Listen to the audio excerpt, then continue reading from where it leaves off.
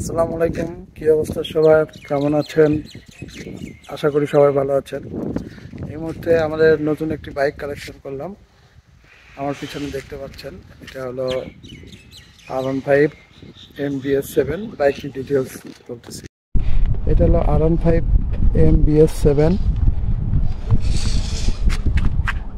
বাইকটি on test অবস্থায় রয়েছে এবং বাইকটির বয়স মাত্র 2 মাস।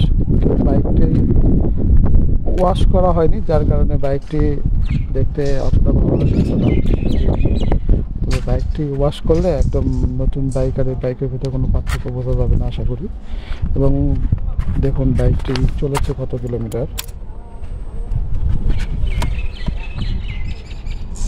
মাত্র 989 কিলোমিটার রান করেছে বাইকটি।